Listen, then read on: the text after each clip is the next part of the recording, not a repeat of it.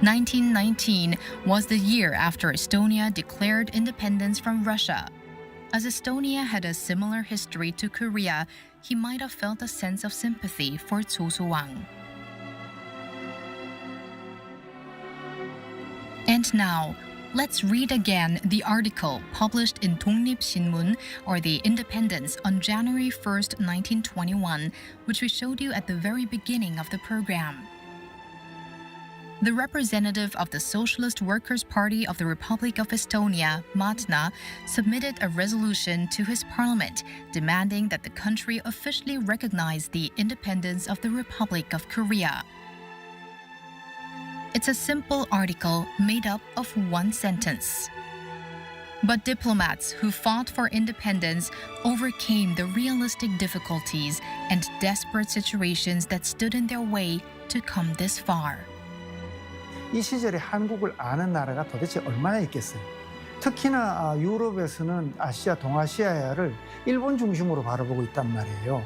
그 일본에게 식민지가 되어 있는 한국에 대하여 알거나 귀 기울이는 사람이 거의 없어요. 그럴 때 우리 문제를 적극적으로 알린다라고 하는 자체는 거의 망망대해나 또는 엄청나게 큰 사막에서 그 속에서 헤매면서 그러나 끊기지 않고 일하는 거하고 똑같단 말이죠. 그 노력이 정말 대단한 거고요. When you think about how they got here, every word of the article will weigh heavily on your heart. And their story isn't over yet.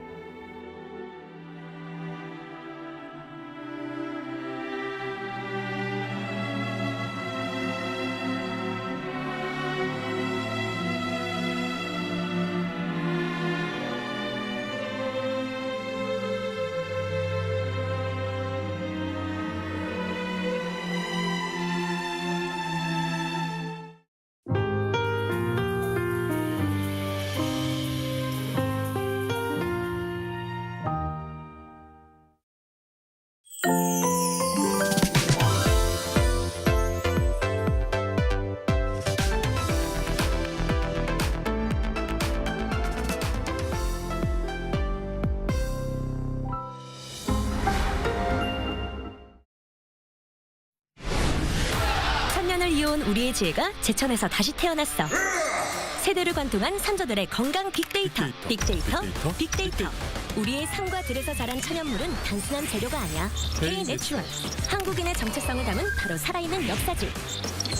천년의 처방이 첨단 기술과 만나는 순간. 글로벌 천연물 시장의 중심 제천에서 2025년 9월 20일부터 10월 19일까지 천년의 지혜를 담은 미래를 만나봐.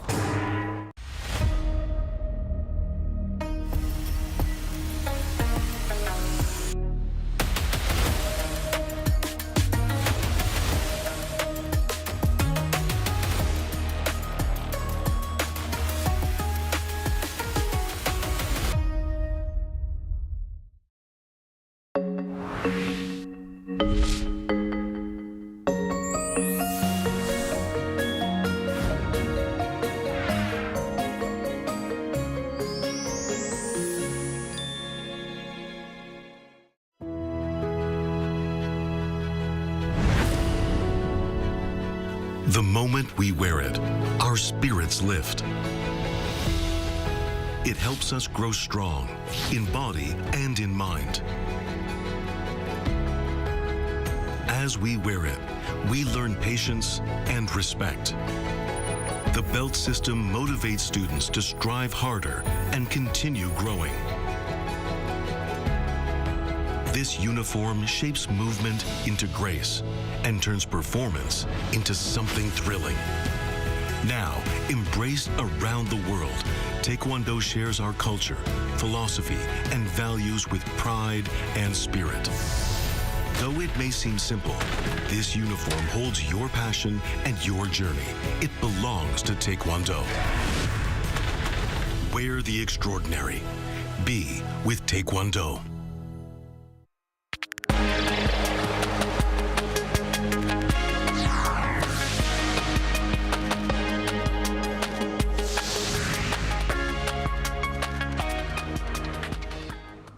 Hello and welcome to our 6 p.m. edition of Arirang News on National Liberation Day, or Gwangbokjeol in Korean, the day Korea was liberated from Japan's 35 years of colonial rule.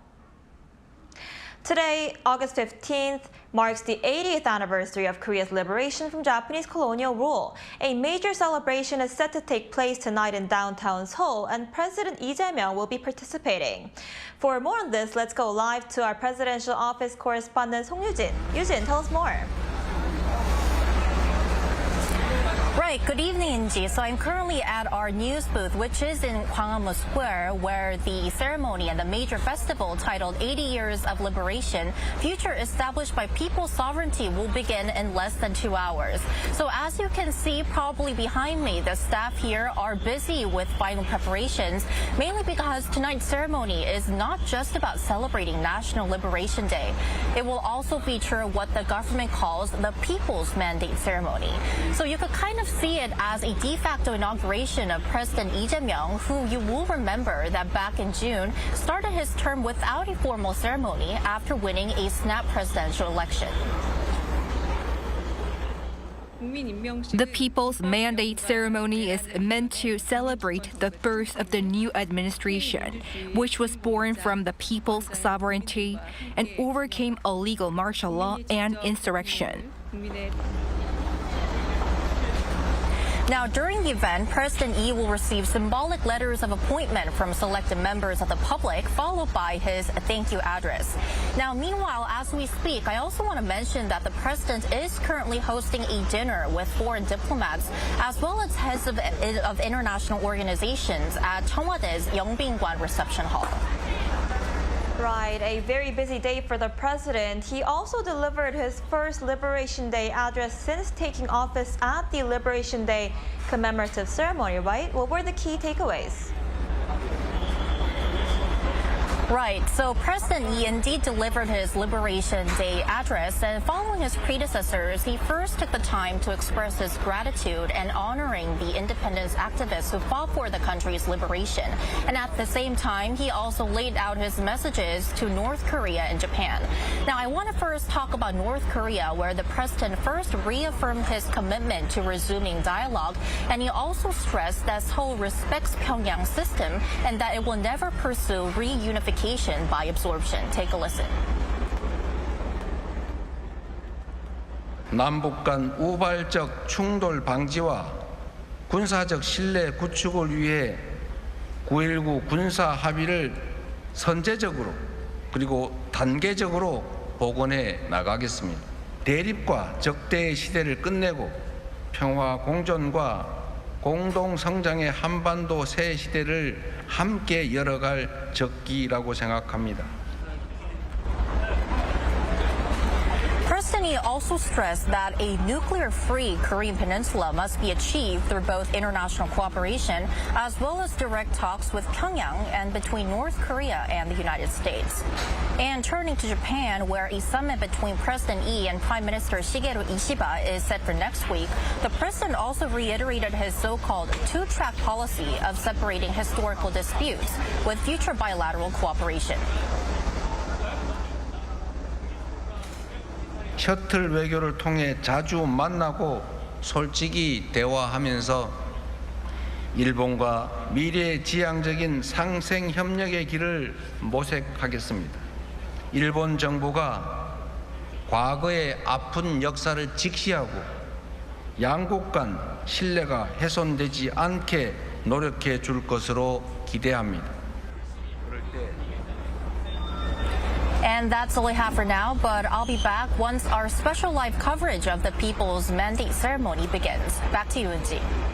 All right, thank you for that, Yoo-jin.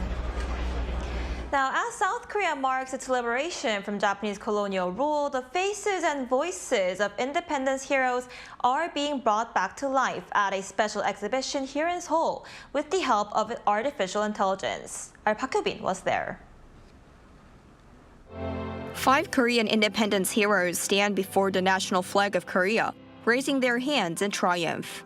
To mark the 80th Liberation Day of Korea's liberation from Japanese colonial rule, the National Museum of Korea has restored the faces of 5 iconic figures using cutting-edge AI technology. Right behind me, there are 5 Korean independence heroes brought back to life using AI. They never lived to see Korea's independence. But today, they are smiling at us as if they are seeing the free Korea that they once dreamed of. An Jung-gun, who assassinated Japanese governor Ito Hirobumi, now waves with a bright smile. Yu Gun-sun, who died in prison at 17, appears as a shy girl with gentle smile. Lee Bong-chang and Yoon Bong-gil, who threw bombs at Japanese leaders, come alive with warm expressions. And An Chang-ho, an educator and activist, greets with a friendly wave. It was amazing to see what I had only imagined from textbooks. Since it's the 80th anniversary, it really feels like a meaningful exhibition. Through AI recreation, I could almost feel their spirit and character. It's not just their faces that have returned. A separate video project by the Ministry of Patriots and Veterans Affairs and a local company used AI to recreate the sound of cheers from 1945, the very moment Korea regained its freedom.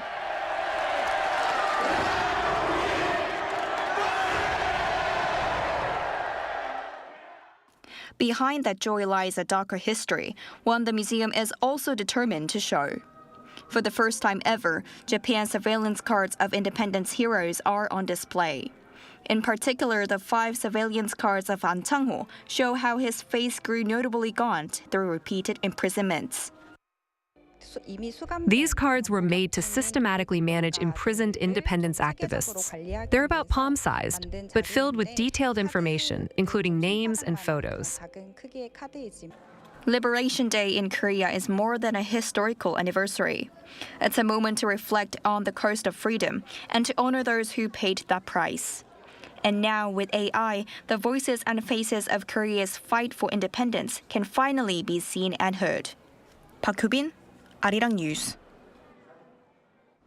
Meanwhile, in North Korea, the regime's leader Kim Jong-un has hailed the country's solidarity with Russia as infinite might. North Korea's state news agency, the KCNA, reported on Friday that Kim delivered the remarks marking the 80th anniversary of the Korean Peninsula's liberation from Japan's colonial rule, with Russian officials in attendance. This marks the first time he has given a public speech on the August 15th anniversary. Kim highlighted the infinite might of North Korea-Russia solidarity, which he stated was forged with sublime ideas and genuine friendship.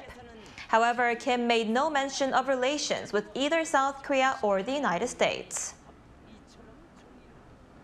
Japanese Prime Minister used the term regret in a memorial speech for the war dead for the first time in 13 years. Addressing the 80th anniversary of Japan's World War II defeat on Friday, Japanese Prime Minister Shigeru Ishiba emphasized that Japan must engrave in its hearts the regrets and lessons of that war. The practice of mentioning neighboring countries suffering and expressing remorse on War Memorial Day had largely ceased following former Prime Minister Shinzo Abe's return to power in 2012. However, Ishiba did not directly name neighboring countries that were subjected to colonial rule as a result of Japan's aggression in the war. In other news, a day ahead of Friday's summit between U.S. President Donald Trump and Russian President Vladimir Putin, both leaders have contrasting priorities regarding the prolonged conflict in Ukraine. Our Moon Ji-young explains more. The summit between President Trump and President Putin in Alaska comes as the international community watches closely for any potential breakthrough in the war in Ukraine. While President Putin has consistently affirmed Russia's objective is to secure Ukrainian territory, President Trump has made his aspirations clear to emerge as a global peacemaker. We have a meeting with President Putin tomorrow. I think it's going to be a good meeting, but the more important meeting will be the second meeting that we're having. And maybe we'll bring some of the European leaders along. I would say that tomorrow, all I want to do is set the table for the next meeting, which should happen shortly. The Kremlin announced on Thursday that the main topic of the summit would be resolving the war in Ukraine. President Putin commented on President Trump's efforts to end the Ukraine conflict, noting they were quite energetic and sincere during a meeting with senior Russian officials. This remark has been interpreted by some, including Bloomberg, as part of a flattery strategy that has previously proven effective with Trump. Putin also expressed Russia's willingness to engage in discussions for a new arms control treaty with the U.S. This signals a shift from Moscow's prior hardline stance, which saw Russia declare its non-participation in extending the New START treaty, set to expire in February next year, and withdrawing its ratification of the Comprehensive Nuclear Test Ban Treaty. Adding to Russia's ongoing diplomatic outreach, the chief of its parliamentary lower house met with North Korean leader Kim Jong-un in Pyongyang on Thursday, conveying greetings from President Putin, according to TASS. 문지영, 아리랑 뉴스.